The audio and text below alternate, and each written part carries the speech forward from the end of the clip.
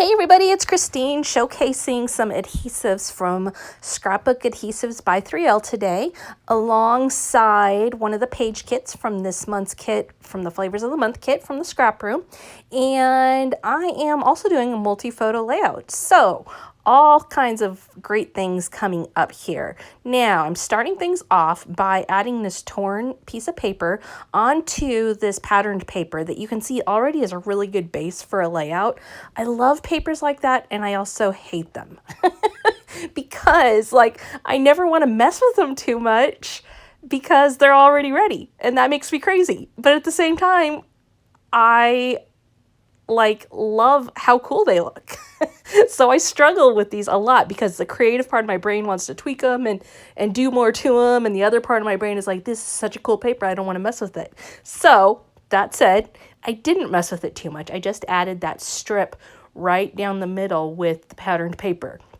I used my Easy Runner Grand to adhere that, and you can see I also tore it. Now the next thing I'm going to do is pull out a 6x12 adhesive sheet, and I'm going to die cut a piece of my title. So what I'm going to do first is I am going to cut off a strip of this 6x12 sheet because I just needed about a quarter of it. I don't need the whole sheet. And I am going to go ahead and adhere my patterned paper to that. So I'm just going to take off the top layer and add my patterned paper onto that. Now there's a couple different approaches you could take to this, but this is the one I opted for and the route I went. So I'm adding that on there, and then I'm going to set up my die cutting machine and just put my metal die on there over the top and run it through so that I can cut out the word love. Now, this is the best way to make a sticker, especially when you're using an intricate file like this word love. So now the next thing I'm going to do is I'm going to just go back and peel off the second part of the adhesive sheet, and I have to go a little slow because I don't want to tear anything. Since it's a script font, I could easily tear it. So I'm taking my time and I'm just pulling that up, and what that is it is completely covered in adhesive now and ready to roll. Super great, and we have a variety of sizes available. You've got 4x6, you've got 6x12, you've got 12x12. So anything you could need. If you were going to cut out a huge 12x12 background, you could use this. So many great options. Now, the next thing I'm going to do is use some letter stickers from Bella Boulevard to create a big, long title. I'm going to use some coordinating colors for this, specifically kind of this turquoise blue, because there are a lot of really cool colors in this patterned paper, and you can see that already from the bold stripes as well as the softer stripes in the background.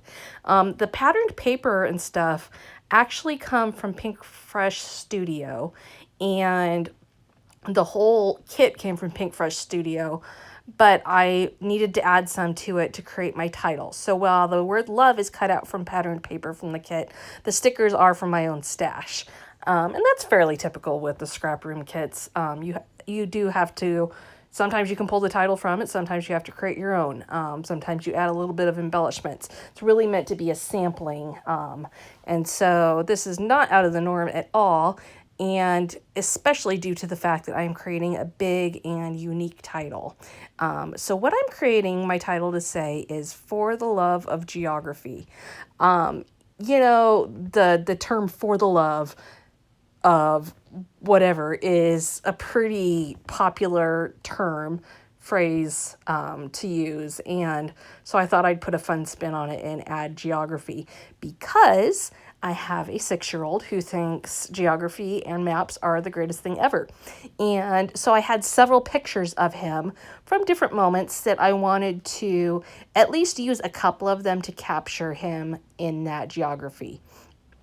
Now, I am going to add a little bit of color to the top there using the packaging technique. And all this is I just put a little bit of mist onto a cellophane wrapper and just smush it right onto the page. And I've cut out my pictures in circles so that I can fit them both on there and just add an added level of interest, because there's so many straight lines happening right now. I wanted to remove some of the sharpness of the layout at this point. And so the script font helps with that, as does having the circular pictures. And really the packaging technique here that I'm adding is not complicated and would not be totally necessary to make this layout work, but I like the way it adds just a splash of color behind my pictures, as well as just adding one more layer without putting too much bulk onto the whole layout. So I'm going to dry it real quick with this is actually an embossing gun, just because I want to keep moving. I don't want to get stuck here. So I'm going to dry it off and then I will carry on. Normally what I would do is I would walk away and let it dry for a little while, but like I said, I want to just keep moving. Now you can see I've matted my pictures also, and that is also an important part. I'm debating here whether or not I want to keep the gray mat, which does tie in nicely with the layout, but I'm not sure I love how that looks. So what I ended up deciding was that I want to mat it with white. Now I'm also going to bring in some more of that patterned paper. This is the same one that the word love is cut out from, and I'm going to add that over the top of the yellow. What this does is I felt like it really helped bring in and tie together the title with the rest of the page. It wasn't in my initial plan as I was designing things, but when I laid it down, I realized I really liked how that extra pop of red looked.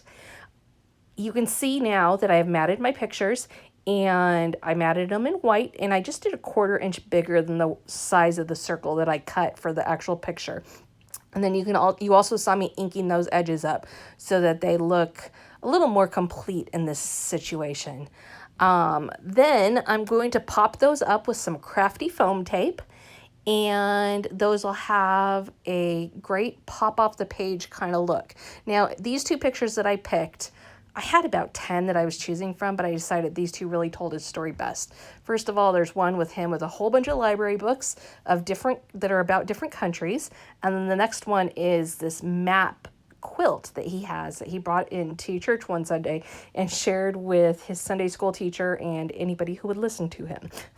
So super cute, and he just loves it. So I had to capture this memory for sure.